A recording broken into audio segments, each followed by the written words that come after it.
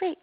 Welcome today to this webinar, Lessons Learned for Children from the 2017 Elections. I'm very pleased to have with us both Cecilia Zalkind from Advocates for Children of New Jersey and Margaret Holland from Voices for Virginia's Children. Those are, as you I'm sure all are aware, the two states that had gubernatorial elections this year, and they are going to report to us on what they did and what they learned from those elections so that you can think about what you might want to do in 2018 when we have, I believe, 36 gubernatorial elections. This webinar is being recorded, so please mute your phones using *6.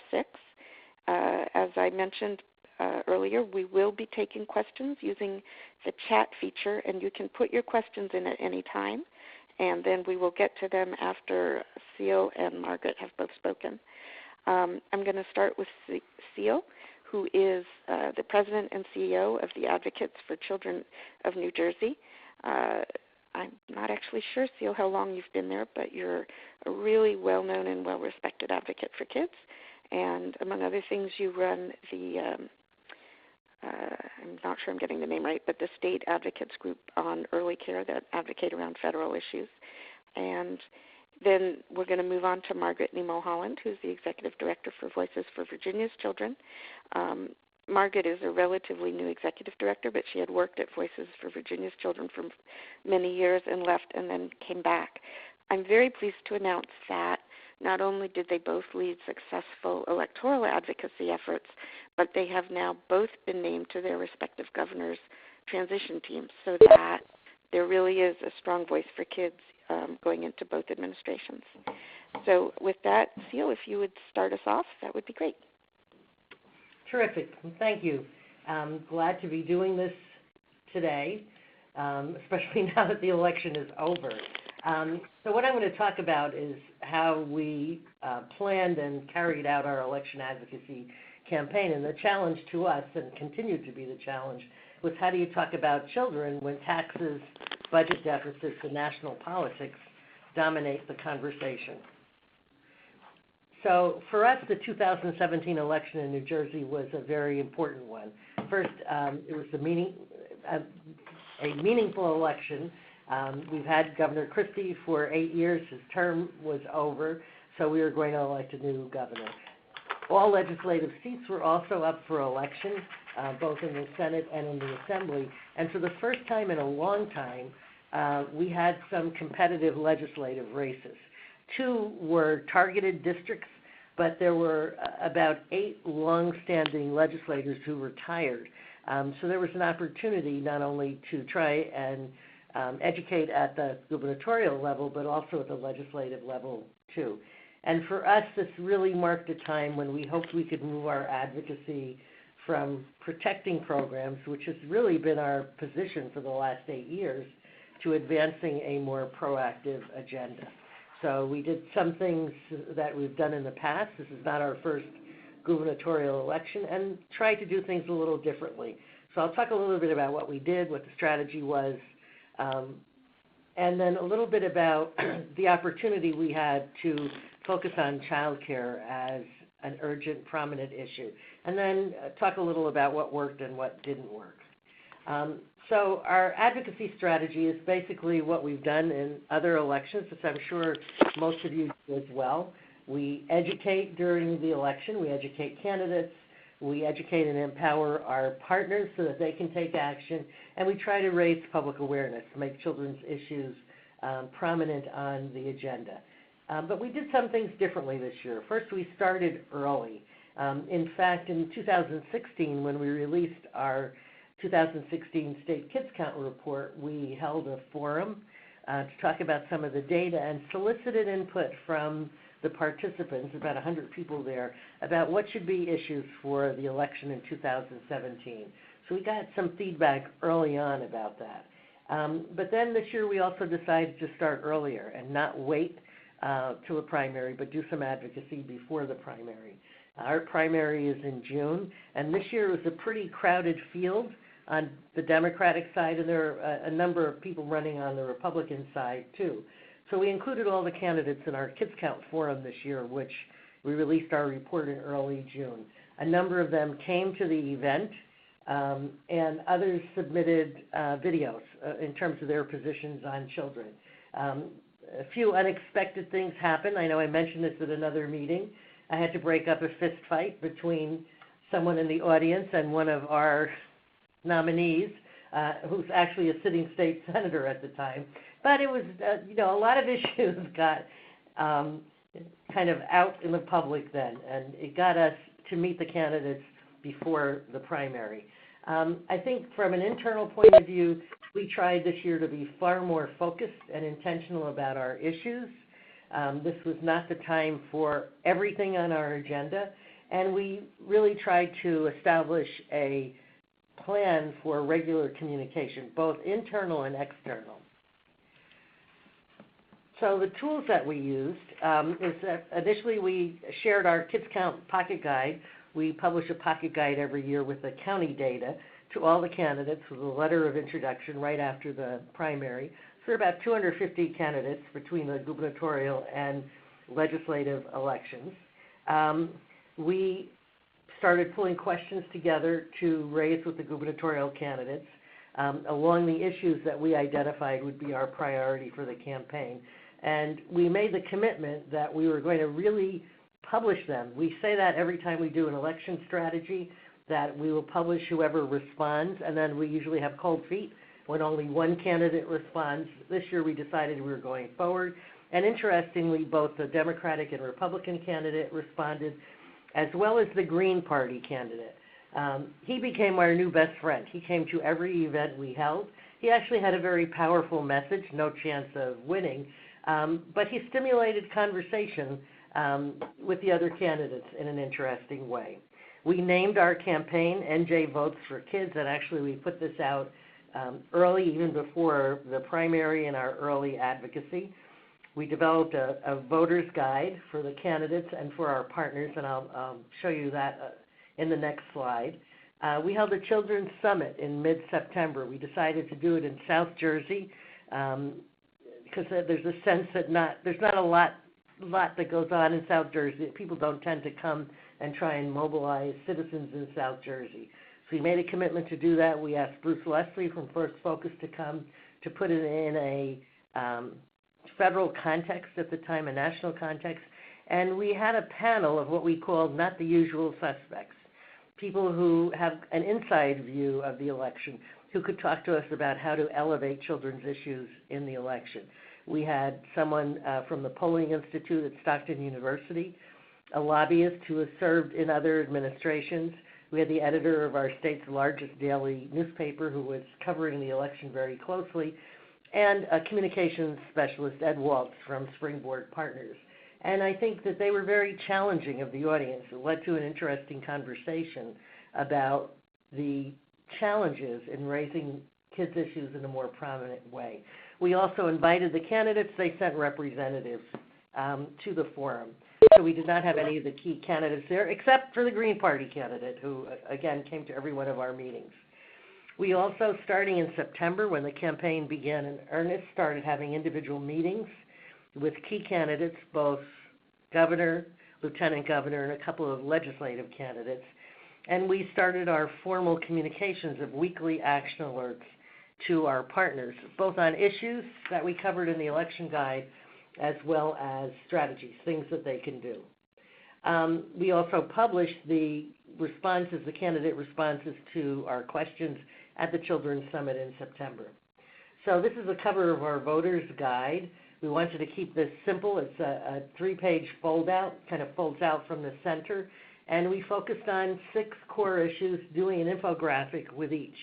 So this is our infographic on the shortage of quality child care for babies.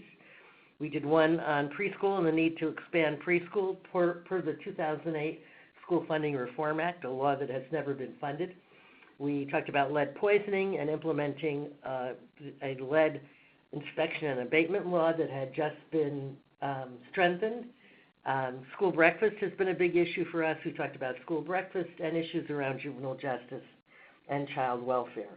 And we got very positive feedback. We distributed this to all the candidates as well, and shared it with our partners pretty much in every event that we had. Now, we had another opportunity to take a deeper look at child care as part of the election campaign. Earlier this year, we published 2 reports on the cost of quality child care and the availability of child care, especially for babies. Like many states, New Jersey is engaged in developing a quality rating and improvement system due to a federal Race to the Top grant that we received. And it has raised many questions about the lack of funding for our child care system in terms of reimbursement rates for subsidized care. Our reimbursement rates have not been increased in 10 years. And our cluster quality study gave us some very dramatic data on the impact on programs. We also looked at what was the availability of care for babies. And what we found was that has been declining over the years. And in fact, there's about 27% of babies, there are center-based slots for about 27% of babies with parents in the workforce. So for the first time, we had some hard data. It was pretty dramatic. We mapped some of it, so we mapped the capacity for infant care data. So it gave us some community-level data that we did not have before.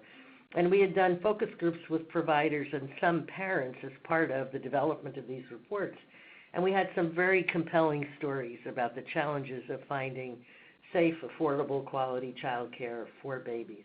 And from this, we also had a very specific ask, not a you must increase the child care reimbursement rate for all babies, but an ask around the specific rate for infants. Like some states, our child care reimbursement rate for infants, there's a disincentive because it's the same as the next tier up. It does not come close to covering the cost of the standard that's required as a smaller class size for babies. And we costed out what it would cost to invest in an increase in the child care subsidy rate for infants. We worked with our child care partners and floated this idea by them. They thought this was a great place to start and that if we could increase the infant rate, it would go a long way to helping to sustain the rest of the system. And we presented our data to a group of funders that we work with. I facilitate a working group of funders interested in early care and education. They were blown away by the data, honestly, and asked us what we needed to advance this issue in the election and afterwards. So they created for us a pooled fund that we used to do communications research, message development, and to do focus groups with parents to hear from them in terms of what their challenges were in finding child care, again, with a focus on infants. So the communications research was not a surprise to us, hard to see it in black and white. Child care was not a priority. And to do the research, let me back up a step. We engaged Ed Waltz from Springboard Partners to help us with this. Ed has worked with ACNJ in the past. I know he's worked with a number of partnership members. We liked his approach to messaging, so we engaged him. He started by doing research. He called, interviewed several key leaders in our state, legislators, media people, and someone from the Chamber of Commerce to get a sense of who knows what about child care. And basically, pretty simple, no one knew anything. Child care was not regarded as a priority. The focus in New Jersey was property taxes, pensions, transportation, the budget deficit, health care, and that the closest connection to child care is the K-12 education system, and even that is a second-tier issue in New Jersey. We talked about the idea this is a crisis. Shouldn't we emphasize that?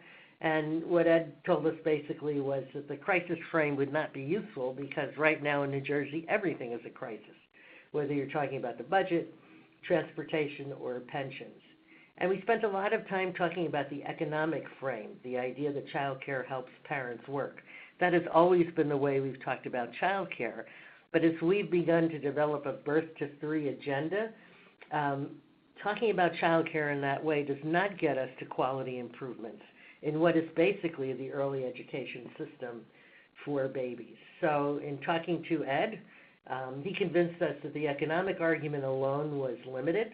It gets to accessibility and affordability, but not quality. And we spent a lot of time talking about whether this was the time to reframe childcare as education.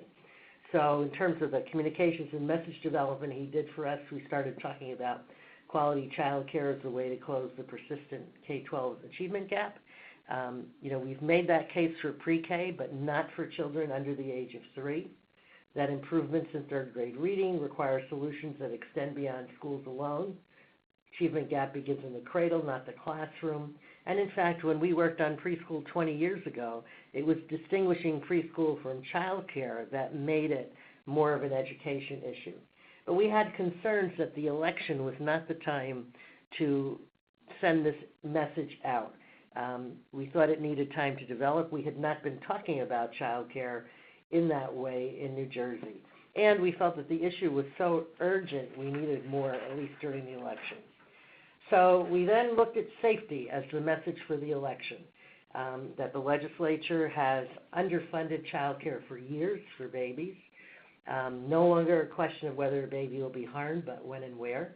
It's not a failure of our child care partners. They're hoping to sound the alarm. And as Ed put it, they're the fire alarm, not the arsonists. I can tell you that this message gave us a lot of pause. We knew it would get attention, but we also felt it was somewhat inflammatory, and we really did not want to advance a message that was negative about our child care partners. But when we went to them to discuss this as a message, they were very supportive. And in fact, our state's largest newspaper published an op-ed signed by me and also by the president of the Coalition for Infant Toddler Educators a few days before the election. And I think, for me, the lesson of this was, when we talked about how do you elevate children's issues during the election, which is what we brought up at our Children's Summit, our speakers basically said very hard to do. There's a lot of noise out there about budgets, about pensions, about property taxes. And one panelist talked about the fact that what's happening in Washington every day has driven the debate even in states. But what Ed said to us, and it stayed with me because I think it made sense, what he said to us is that we had to turn up the volume on our issues and assign responsibility for the problem and for solving it, which is somewhat of a departure from what we had done in the past. That's how the safety argument developed. So, during the election, there were some challenges. Fiscal crisis, property taxes, pensions continued to drive the debate. Early on, the Democratic candidate was ahead by 20 points, and it became his election to lose. So his availability for speaking, for meetings, for public events was diminished. I think the sense was the less he said, the better. Again, Washington was really driving the debate. As one person said to us, it took up all the air in the room. There was lackluster public interest. Our polling institute at Monmouth University did a poll toward the end of September, and 40% of registered voters, almost half of registered voters, didn't know who the candidates were. And it turned out that the debates were not very substantive. And in fact, towards the end, there were very inflammatory issues, such as New Jersey is a sanctuary state, that began to drive the debate. So what was the debate result? For us, children's issues did not really become part of the public debate. The other factors I mentioned overwhelmed the message. The last 3 weeks of the election were driven by inflammatory scare tactics and ads on both sides, which were well beyond misleading. They were outright lies, but they got a lot of attention. From our point of view, we didn't have enough time to do the local advocacy we needed to do, though we started early. I think we were not as strategic as we should have been. But it helped us to frame an agenda for the transition and a new administration in January. And as Deb said, I last week was appointed as co-chair of the Children and Human Services transition team. So let me wrap up with lessons learned. First, start early. We needed to start much earlier than we did. We needed to be more strategic and do more in-person candidate meetings. Compelling stories, we had them. I'm not sure we used them as effectively as we could have. Focusing on legislative districts, we did an analysis for our future advocacy about those communities that have no child care for infants and looked at who their legislators are they in leadership positions. I think we should have been more strategic. We kind of took this overall education approach. We could have done more to develop local advocacy, as we've discovered, and they're not a group we typically work with. Reaching out to mayors, other local officials to get to candidates would have been helpful. And while we had a lot of partners, they needed more than emails asking them to send letters or emails. They really needed some hand-holding, one-on-one support, and I think being more strategic about who we were targeting would have been helpful. And I'm not even sure what the results of being more targeted would have been. The other thing that happened in this election is that our Senate president took an unpopular stand with the unions, and the New Jersey Education Association ran a campaign against him, supporting a candidate, a very Trump-like Republican candidate. And pretty much every bit of money that could have gone to other races was taken up by this race. $16 million alone was spent on this race. And it tended to make the other legislative races not as compelling. There just wasn't enough activity around them. And I guess the last thing I would say for states that are looking at this next year, if we really want to make a difference next year, serious advocacy needs funding. You know, we did this as an add-on to our normal workload, our publication schedule, our kids count reports, and I think that led to some of the issues we saw about the need to have been more strategic, more focused. But it requires money, and I think it's a time, maybe this is a message for the partnership, to talk to funders about stepping up and supporting activities in those states that are facing elections next year. So I'm going to stop here so that Margaret can go on, and then we'll do questions at the end. Great. Thanks, Seal. Good afternoon. I'm happy to be with you all this afternoon. Sorry, I'm having trouble driving the bus here. Debbie's going to fire me from doing the slides. Okay. The context in Virginia, it's so interesting to hear about New Jersey because I think there are a lot of similarities in things that we did, but we also had a really different context in Virginia. So I want to tell you a little bit about that and then some of the activities that we did in that context. So, of course, we were one of the two states with a gubernatorial race. Virginia does not allow governors to succeed themselves, so we have only one-term governors, so we get to do this every 4 years. Our entire House of Delegates, all 100 seats, were up for re-election. And, of course, folks were pointing at us as kind of a bellwether for the rest of the country. We are purple, despite what you may think. We have 2 Democrats as U.S. senators, but because of the way districts are drawn, we have very conservative Republicans in our congressional delegation, and our House of Delegates was controlled 2/3 by Republicans, and our Senate is also controlled by Republicans, but more evenly split and a bit more moderate.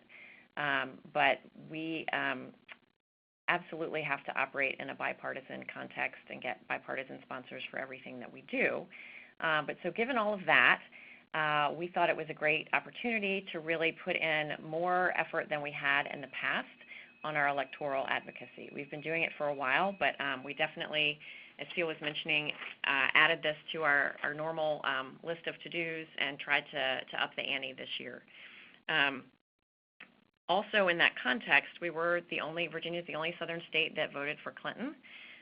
Huge backlash against Trump post-election. However, having said that, our Republican gubernatorial candidate, Ed Gillespie, who is actually fairly moderate, almost got primaried by someone who is very conservative and ran on essentially the platform of putting up the Confederate flag everywhere.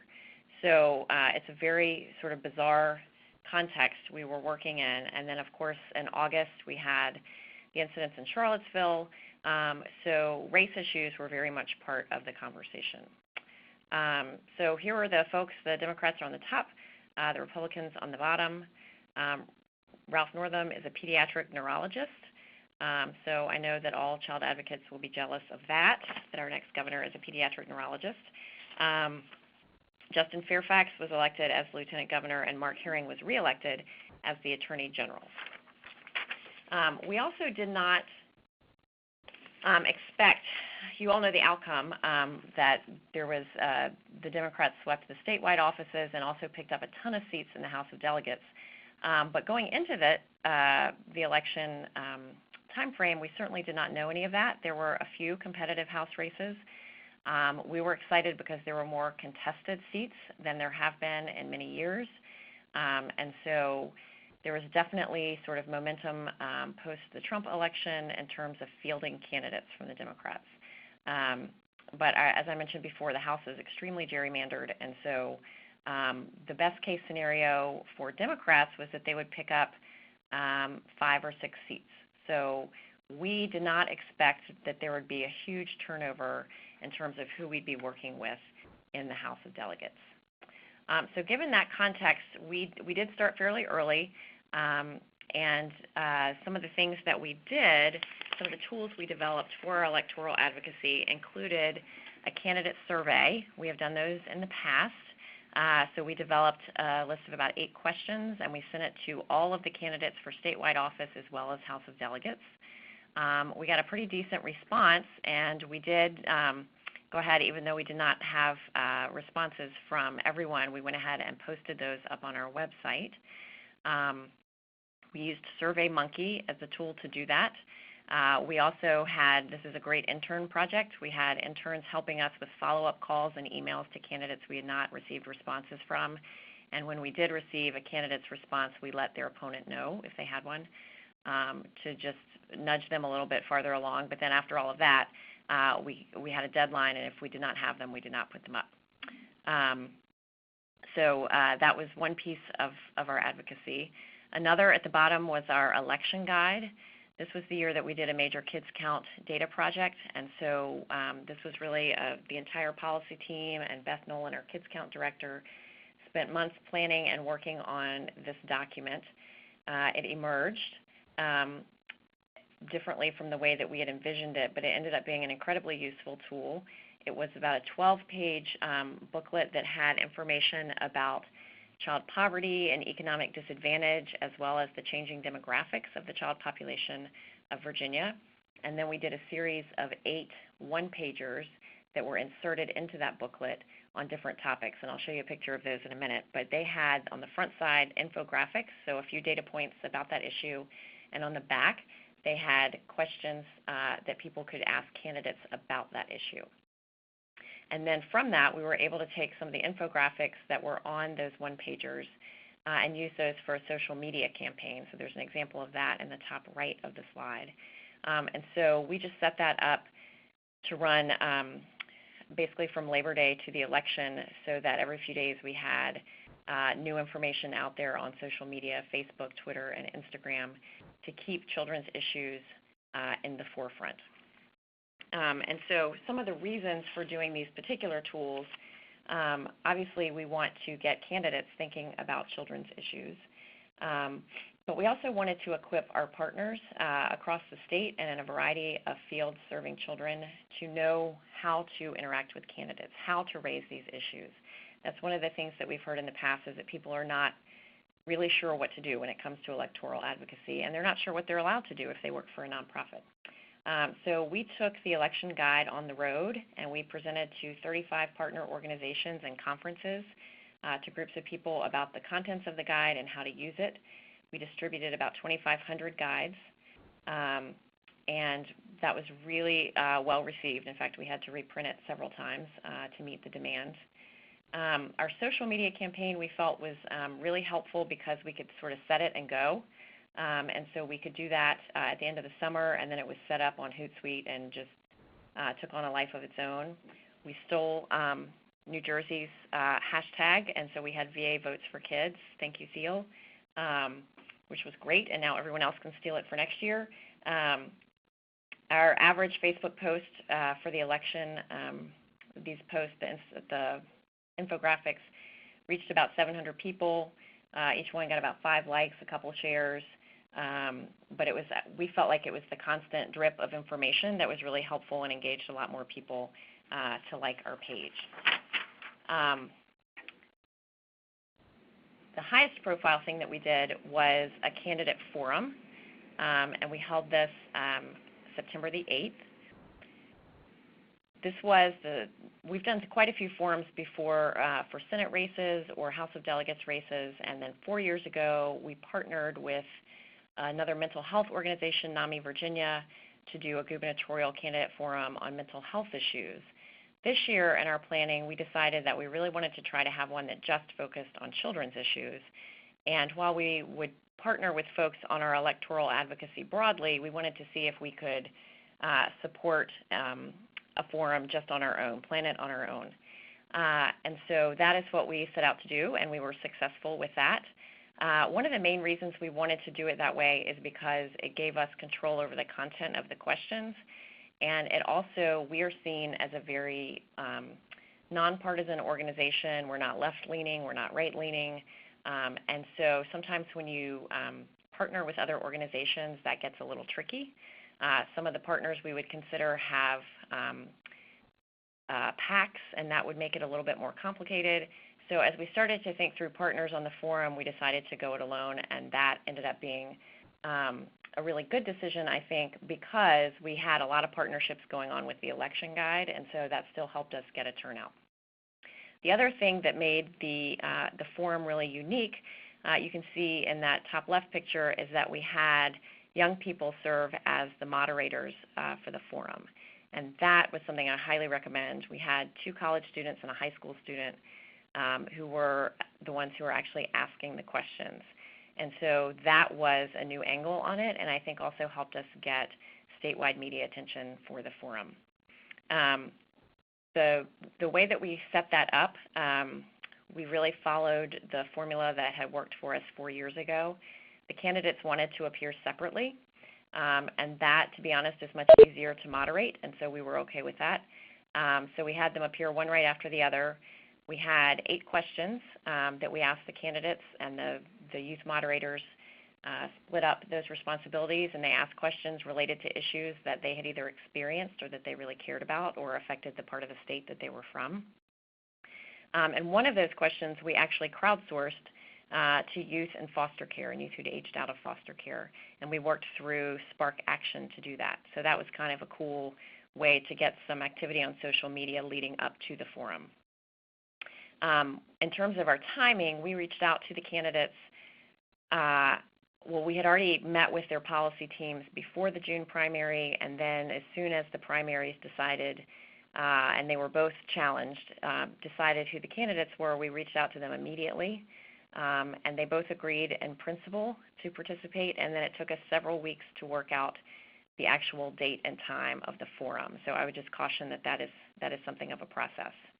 I don't think that we ended up with a really great time, so we could, if anyone's interested in doing that, we can talk more about that as well. We did have a videotape of it, and I think that was helpful. I think if I had to do over, we would have gotten a professional videographer there so that we would have had a little bit better record, but that's another opportunity when you have a live forum. And I think one of the best things about doing the forum is that while their answers were not as substantive as I would have liked, and they both had more substance than they actually said on stage, it did give us an in with their staff people and with them, some FaceTime with them, so that whoever had gotten elected, we really felt like we had a leg up because we had done the groundwork of getting them to this event and involved a lot of staff time for that.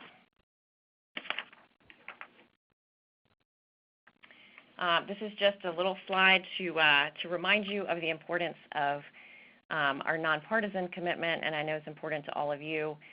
When you're in a state where the elections could swing either way and the race is really tight, I think it's more important than ever that you consider the wording of all of your materials, how you distribute them, and how you conduct an event with that frame in mind. And so that's something that we thought through very, very carefully, and we also consulted with the Alliance for Justice several times throughout this process on how we were wording questions on our election guide, how we did the timing and the format, of the forum. All of those things reflect on sort of our stature as an organization. So if you're going to do something as visible as a forum, I think it's really important to think through all of those pieces. These are copies of the front of the one-pagers that I was describing that were part of our election guide. And I think one of the things that we struggled with the most was what issues do we want to talk about? And because our gubernatorial race was really, the outcome was not a foregone conclusion, and there are many, many issues that are sort of top of mind for people, we have found that in meeting with the policy teams of the candidates, sometimes you can get a feel for what your end will be. So with Ralph Northam as a pediatric neurologist and the current lieutenant governor, we've had a lot of experience with him. We know that early childhood and brain development and home visiting are all issues that he cares a lot about. So that was pretty easy to figure out. But when we went and met with Gillespie's policy team, we learned that foster care and adoption were issues that were really important to him. So those are some of the reasons that we decided to highlight a broad range of issues. These are primarily the issues that we work on as an organization, but we also tried to take issues that we're not as involved in, but we knew were going to get talked about so that we could put the child spin on it. We could make sure that things were considered from a child perspective. And a perfect example of that would be the opioid epidemic.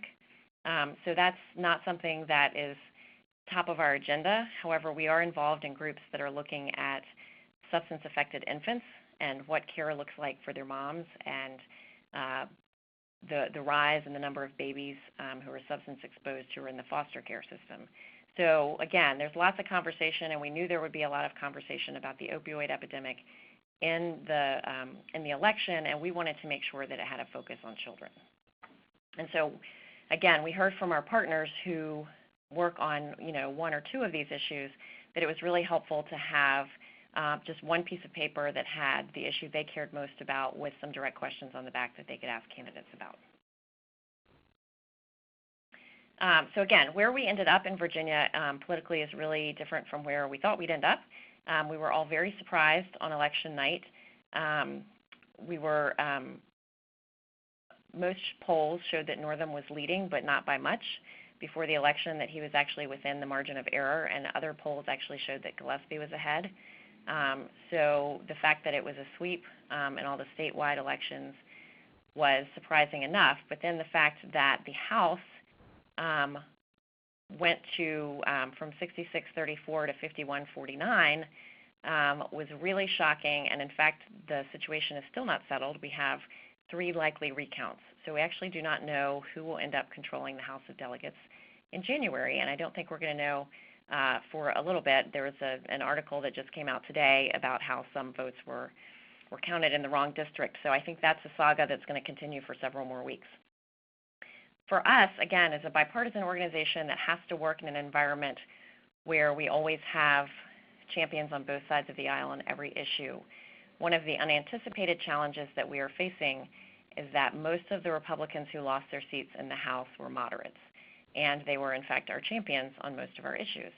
So with the exception of one who was very, very conservative, all the others who lost were pretty moderate.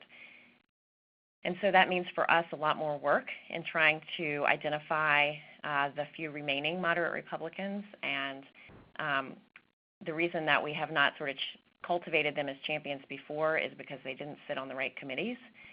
There's going to be a huge committee reshuffle, so we're going to have to see where people end up and who our new friends need to be. And then, of course, there are all of these new delegates, and we need to get them up to speed on these issues and, again, see what committees they end up on. So no matter how things turn out, there are always some unanticipated challenges. I think for us, and Seal spoke about this a bit, I cannot say that we were overly successful in changing the entire tone of the election or making children's issues the very top priority. Just like in New Jersey, the last few weeks of the election got really nasty. The ads were horrible, much of them very distorted on both sides. and there was a lot of accusations about racism and race baiting, and so there was just a lot of ugliness. So I cannot say that we were able to sort of part the waters and get people to talk about children's issues in that public sphere, but I do think it was really successful on a number of other levels. So one is building relationships. As we all know, that the hallmark of good advocacy of any kind is the relationships that you have. So we were able to build those with candidates, with their staff, also with the media. It's a great media outreach opportunity, and with our partner organizations. And it helps solidify our role as sort of the go-to on state-level policy issues that our partners would turn to us. We were able to shape the conversation when they were talking about children's issues and introduce new topics. We got to hear them talk about trauma-informed care at various points using our language, so that was really exciting, and it increased our visibility as an organization. And then finally, just a couple of takeaways to add on to those that Seal had. I cannot say enough what a great resource Alliance for Justice is. Anytime that you're doing electoral work, start early, start early, start early. It takes a lot of work. This was kind of an all hands on deck for every single person on our staff, and the earlier you start, the more prepared you will be. The downside of using SurveyMonkey for candidate surveys is that it now has a feature where it prominently displays the IP address of the person who filled out the survey, and we had candidates who really did not like their IP address being public, and we're trying very hard to publish the results of the survey in an unedited form, so that was a kink that we did not work out, and so I would encourage you to use some other software for that. Working with partners is key, always the best way to go, and that anytime you can, if you've put a lot of work into a report or into a voter guide, any way that you can repurpose that content on social media is really helpful. So I will leave it there and leave us time for questions. Wonderful. Thank you both so much. I'm going to remind everyone that we are going to take questions using the chat feature in the bottom left-hand corner. You can type your message to go to all the co-presenters or to everyone, and we will answer questions. While you're putting your questions in there, I have one from myself, and I have two from Rich Huddleston, who was not able to join us for the webinar, but had two questions that he really would love to hear what Margaret and Seal address. Say about this. I also want to make 2 points. First of all, Seal, I completely agree that on your point about the partnership needing to make the case for federal for funding for the work, and we are doing that, and we'll continue to do that. It's not clear to me where those sources might be aside from one. A lot of funders don't want to touch it, but we are working hard on it. I also want to really emphasize Margaret's point about the Alliance for Justice, and in relation to that, I have 2 points I want to make. One is everybody who is a partnership member or a Kids Count grantee, or indeed a network, a member of the FPP network, the Alliance for Justice will serve you for free without cost. So I want to make sure that everybody is aware of that. I also want to encourage you to not only talk to the Alliance for Justice as you're planning it, but when your plan is done before you implement it. And I say this because we once had a member who did a really lovely and thorough voter registration campaign at child care centers and put in one additional element, which was some kind of reward for registration or lobbying prize for certain people, and it turned out that tiny piece of the plan was not okay, even though everything else was. So by all means, start early with the Alliance for Justice, but then please do go back when your plan is done and have them completely vet the whole thing. They're really an invaluable resource. So my first question is really very practical, and it actually is an extension of a question that Adam Sotak sent around. Adam's question is, what were the costs of the guides that you printed for both states? And I'm wondering if you could also comment on other costs aside from staff time, which actually some sense of staff time would also be great. So Seal, if you would be willing to answer that first, and then Margaret. Well, I think The cost of the guide to print, and I think we also did 2,500 copies, was about $1,000, but we had it. We had a graphic artist design it. We had the infographics done in-house with a very talented media person, but we did have it laid out, have our graphic designer who does our Kids Count reports lay it out. That was probably our biggest cost. Then there were mailings. We mailed this out in hard copy. We put everything out through social media and on our website as well, but we wanted to make sure it got in the hands of the candidates, so we mailed out a hard copy. The other expense for us was our summit. We had about 150 people at the summit. We served breakfast, just a continental breakfast, and my guess is that also cost about $1,500. But I'm sure in your states as well, Every Child Matters contacts us every year to do a Step Up for Kids event, and we usually say we're not a state that does rallies, but this year we worked with them and they gave us some funding which covered the cost of the event. And Margaret? Sure. I don't have the totals, but we also, the most expensive thing that we did outside of staff time was definitely the election guide. I can look up for you, but I don't have off the top of my head what we paid the graphic designer.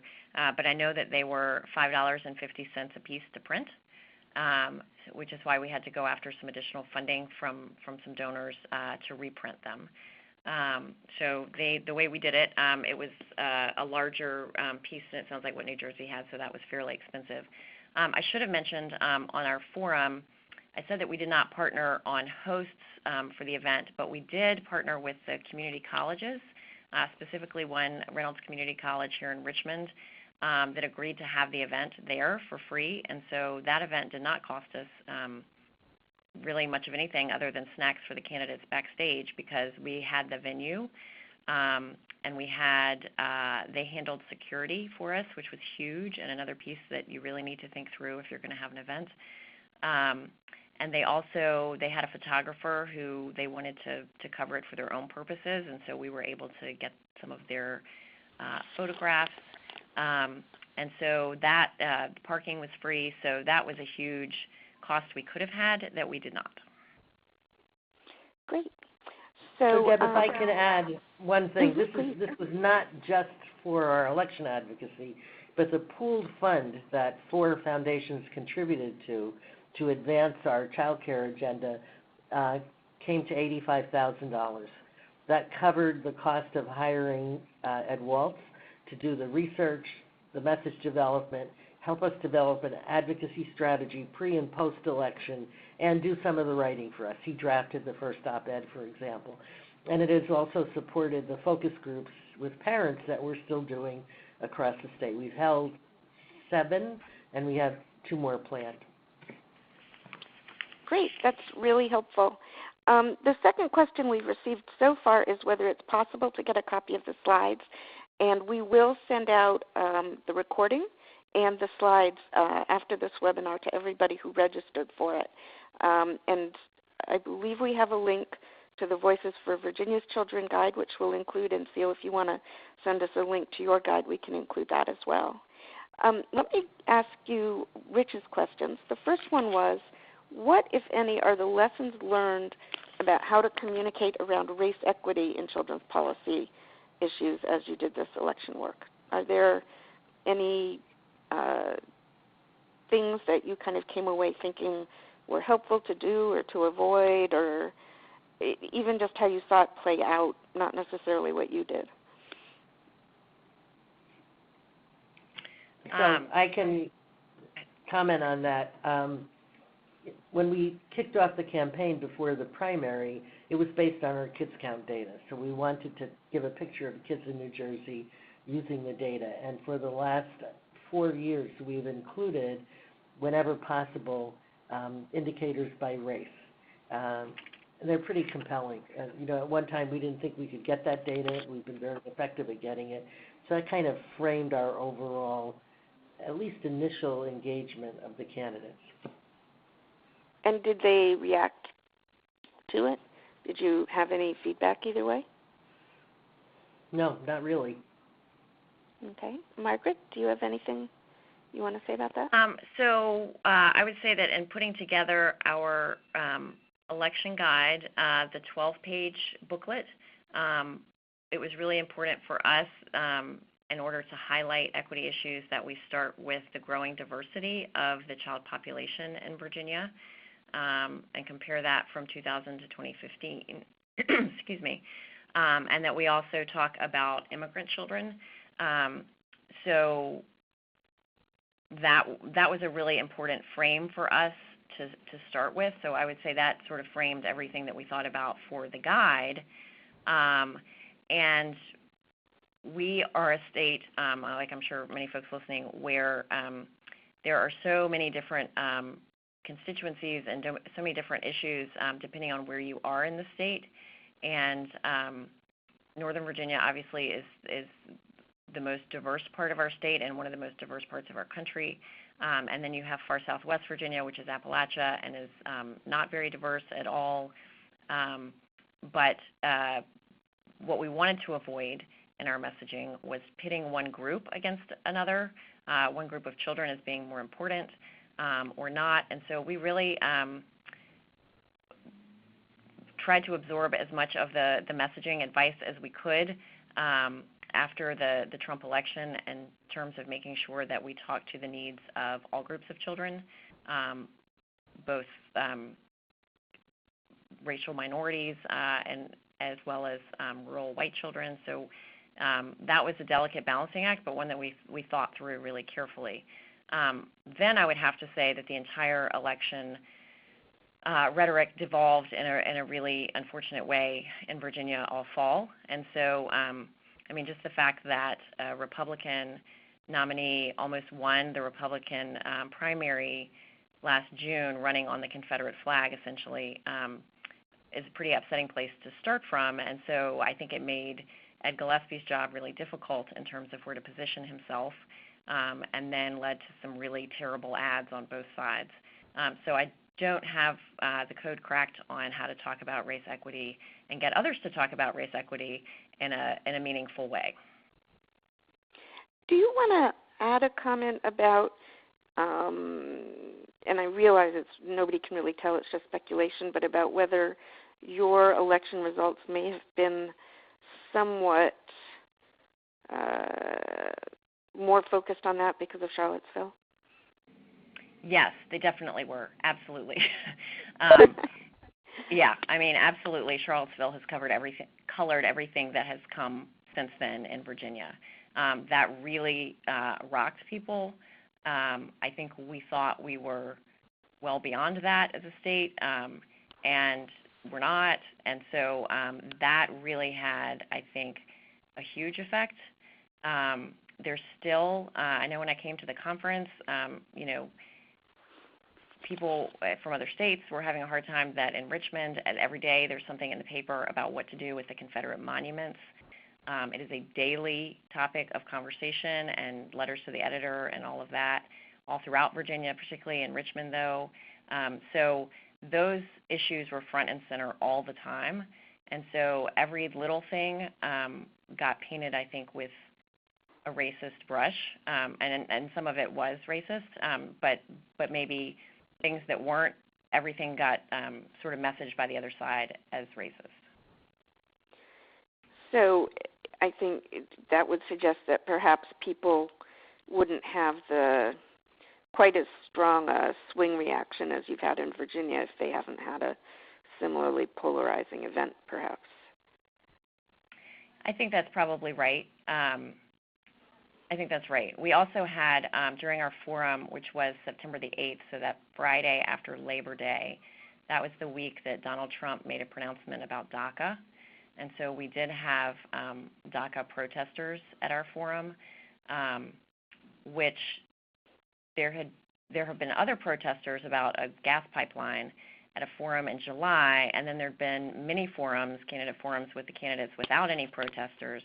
So we probably thought we were okay, and then that was the week about DACA. So it was just a really, really polarized and charged environment. Where I think our messaging was helpful is when you talk to candidates or their staff one-on-one, it's very, very different from trying to influence, the public conversation writ large. Thank you. So I have one more question from Rich Huddleston, and while I ask our speakers that, if anyone has any more questions that you want to type in the chat box, please go ahead and do that. The other question from Rich was to what extent candidates talked about or there was debate about state tax and budget issues and how they affect kids. Obviously, Seal, you said that the federal issues were very visible and talked about in New Jersey, but what about state budget, state taxes, and the adequacy of resources for kids in general, kind of beyond the specific funding for infant care? So I think actually there was something interesting that did happen. I think because the Democratic candidate who eventually was the winner, I think I neglected to say that, he was so far ahead in September that he came out with his tax plan, which was to close some corporate loopholes, raise the corporate tax, reinstate the millionaire's tax, which Chris Christie had eliminated, and legalize marijuana. And I think he estimated $1 billion a year more as a result of those taxes. I thought it was very brave.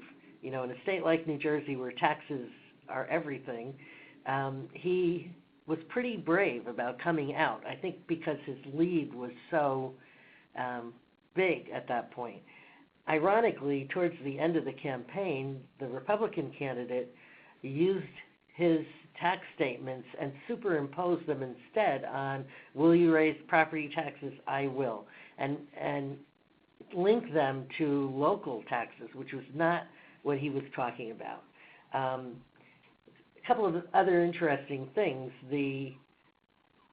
Because of what's happening in D.C. now about the changes to the tax code and how it will impact on a state like New Jersey with very high property taxes and a state income tax, suddenly the legislative leaders, the Speaker of the Assembly and the Senate President, have backed away from advancing that agenda immediately. 2 weeks ago they were talking about first bill across the new governor's desk is the millionaire's tax. Now they're saying, well, I think we have to study this, see what's happening in Washington before we move forward. So I think it's a big wrinkle in the agenda that the governor-elect advocated for. In Virginia, Ed Gillespie had a lot of very detailed plans, including around taxes. He was a Republican, and around a lot of issues, foster care. He had an issue brief for everything. He had a policy team that was just cranking them out. But I think Northam's strategy was to not engage on as many of those topics as possible. And so thinking perhaps the less said, the better. And so they really, at our forum and elsewhere on those issues, they really did not engage in a lot of meaningful dialogue about those things. Issues that did, besides race issues that did get talked about a lot, immigration, unfortunately not in a good way. There's a lot of attention paid to the rural areas of our state that are left out economically. There's a lot of attention paid to the opioid crisis.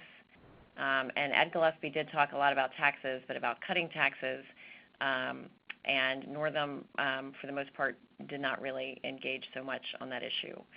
There were also a lot of conversation about the environment, the Chesapeake Bay, the gas pipelines, but there was no huge public debate over whether we should be raising more revenue. I would say the closest we got to that was conversation about schools and school funding and the equity of school funding. Got it. Deb, I do not. I know.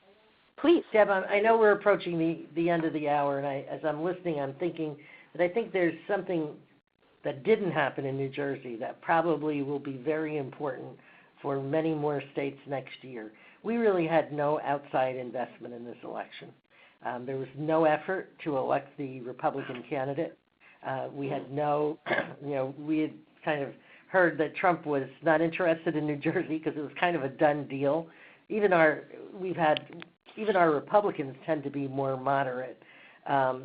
So there was very little done nationally to influence the election in New Jersey, except at the end, the Democratic candidate had a number of people come to New Jersey to support his candidacy, including former President Obama and former President Clinton.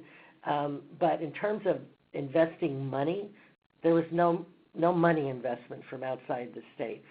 In fact, the Republican candidate, who was the lieutenant governor, got very little financial support from the Republican Party here in New Jersey. Wow.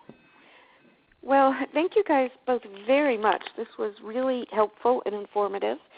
I think on reflection, we're going to go ahead and share the recording with everybody in the Partnership Network, not just the people who registered, because I think other people may want to go back and hear it. I do want to flag a couple of things for our listeners. One is that we have another webinar on December 7th. It is about peer-to-peer matches, but one of the two peer-to-peer matches is the match between Beth Nolan from Virginia, working on preparing all this work, and Frances Davini from the Center for Public Policy Priorities in Texas. And so that will be a great time to learn more about the nitty-gritty of how this work was actually done in Virginia. I also want to say that the Kids Count Network did a webinar on electoral advocacy and circulated some materials in 2016, I want to say, and we will be circulating those as well because they are still really useful reference tools for you as you think about preparing your own electoral advocacy. If you have other questions or information that you want, please let me know. We're trying to pull together as much as we can to support you in this work, not only funding, but information and resources. And then finally, we are in the middle of arranging two webinars with the Alliance for Justice. One will be on the legislative lobbying rules, which we believe everybody should review annually before legislative session starts, but the other will be specifically on the electoral advocacy rules. And we are also trying to put together a webinar with the Center on Budget, kind of reviewing a range of electoral advocacy strategies and what each of them can be used for. And I don't know when that'll be. The Alliance for Justice should be in the next month or so. So keep an eye out for all of those. And Seal and Margaret, thank you both very much. This was a really wonderful webinar, and I think it will help people in many states as we move into 2018 and try and get kids' issues on the agenda. Have a wonderful day, everybody, and we'll close the recording now.